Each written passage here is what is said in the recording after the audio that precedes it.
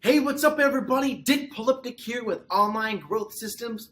And in today's episode, today's book summary, where we give you one or two gold nuggets from the world's best books. We read hundreds of books throughout the year, and we filter them to give you what we think are the best ones. And we give you the best things from the best ones. So here we go. Today's episode, we're going to be talking about Rich Kid, Smart Kid by Robert Kiyosaki.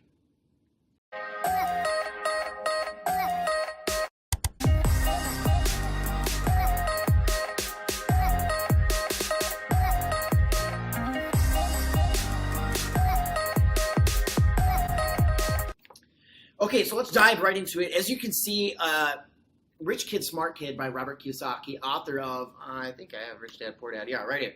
Rich Dad, Poor Dad, which is, we've done a book review on him, on that book too. Check it out, linked below. You can see I have a vintage copy here. This was like my mom and dad's book that they bought in geez, I'm actually curious. Let's look it up. 2001. Well, so it's not that long ago, but still, I mean, man, that's like 15 years, you know what I mean? Like shit. So, all right. So, vintage book here. Robert Kiyosaki takes the principles from Rich Dad, Poor Dad, and he applies it into a way. This is still geared for parents. This is geared to parents. He writes books like Rich Dad, Poor Dad for teens, right? That's geared for readers of younger age. Here we go. Rich Dad, Poor Dad teaches you how to get rich. Rich Kid, Smart Kid teaches you how to teach your kids to get rich. You follow me? Teaches you to get rich, teaches you to teach your kids how to get rich. So what are a few takeaways from Rich Kid, Smart Kid? Number one, I'm going to tell a story that I've read this book maybe like 3 times in my life. And I remember this book since the first time I read it. And he talks about how one perfect example of a student of his that read Rich Dad, Poor Dad, and applied it into his life, and he wanted to teach it to his kid. This was a pre-written book, right? It was about a kid who wanted to buy a bike, and he was maybe like 15 years. He's like younger than that. I think he was like 13 or something. You can look it up, whatever. So he was 13, and he asked his dad, "Dad, I really want to buy a bicycle," because he was really into biking, and he had a crappy one, and he wanted to get a new one like all of his friends were getting. And his dad said, "I'll tell you what, son, I'm going to give you the money for that bike, but you have to use the money to start or to invest in something, to start a cash flowing business," which he applying the lessons that he learned in Rich Dad, Poor Dad into something that will make the money back, and then you can use the profit to buy your bike. And the kid said, "Deal, I will do that," because so that's what he did to fund his bike. So what he did is the dad gave him like $200. And the kid was looking around and looking around and looking around. He's like, "Dad, I can't, the rule," because he gave him a set of rules. Like, you can't, number one, it can't be something that you have to be there for to make the money. So it can't be like a job. It can't be a lemonade stand, because, you know what I mean, like a regular one, because if you're not there handing out cups, giving change, you're not going to make money. So he had a lot of restrictions, and he looked for like 2 months. He couldn't find anything, and the kid was getting pissed because like summer's almost over, Dad. You know what I mean? I want to freaking get this bike. And his dad said, "Sorry, the rules are still applying. You need to find an investment that you can spend this $200 on that fits requirements A, B, and C." So the kid looked around, and finally, he found a business. He found an investment, and it's pretty common. And conveniently, it was one of Warren Buffett's first businesses as well, vending machines. He found on Craigslist or something like that old used vending machine, gumball machines that were selling for like $100 a piece. So he could buy 2 of them with that $200. And so he bought 2 of them. He threw in some of his own cash, bought some gumballs, put them at like the local golf courses and the clubhouses. And he said, "You know, I'll give you a percentage of the sales at the golf courses." And they said yes.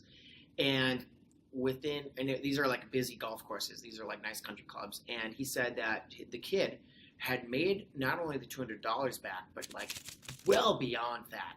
So he recouped his money very quickly. And he was, filling up gumballs all the time. And he's like making all this money. And then he said, so when the dad confronted the kid and he said, "All right, son, you did every the requirements, you found a business that fit the A, B, and C, and you've made not only the investment back, but well beyond that. And he said, now I will allow you to take the money and buy a bike. And the kid said, no, I don't want to buy a bike anymore. I want to buy 2 more gumball machines. And this kid went on till the story goes on, and they follow him throughout his life. And by the time he was like 18, graduating high school, he had purchased out a vending business, like worth like tens of thousands of dollars. Like I think it was like $100,000 or something like that. He purchased, and it had pop machines, gumball machines, snack dispensers for the chips at workplaces, schools, you name it. And he bought all the suppliers to places that sell chips. Right? He bought this business. And he was making tons of money by the time he graduated high school. And he was all automatic. All he did was go and fill up the gumballs. And then while he was sleeping, while he was playing golf, while he was attending school, he was making money. Whoa, huge concept, right? We talk about that all the time, how to automate your business. So it talks about what the dad did to teach his son those rules, those requirements, how instead of giving allowance, you give like an investment, like a fund, a small loan of $1 million. Donald Trump. But so this is a really good book for parents who want to teach kids how to grow wealthy. It teaches you how to take the concepts from this book and relay it to your children. I really got a lot out of it because I read this when I was like, for the first time, I was like, I don't know, like 13 or something when I read it. And I had previously read Rich Dad Poor Dad because I've been reading business books like my whole life. So I was able to consume it as a kid and take what supposedly parents were supposed to be teaching me, and I just taught it to myself via these 2 books, right? And really got a lot out of it. So highly recommend it. Check it out. Rich Kid, Smart Kid. Location for the link to Amazon is down below if you want to buy it. I'm sure we'll have some book summaries or something down below. Check those out too.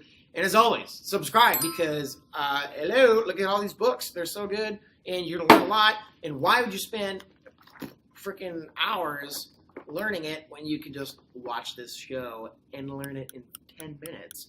And then you can actually see which books are worth the buy, worth the read, or not. So make sure you guys subscribe, and I will see you guys in the next episode of Online Growth Systems. I come from a town where most of the people are so close-minded.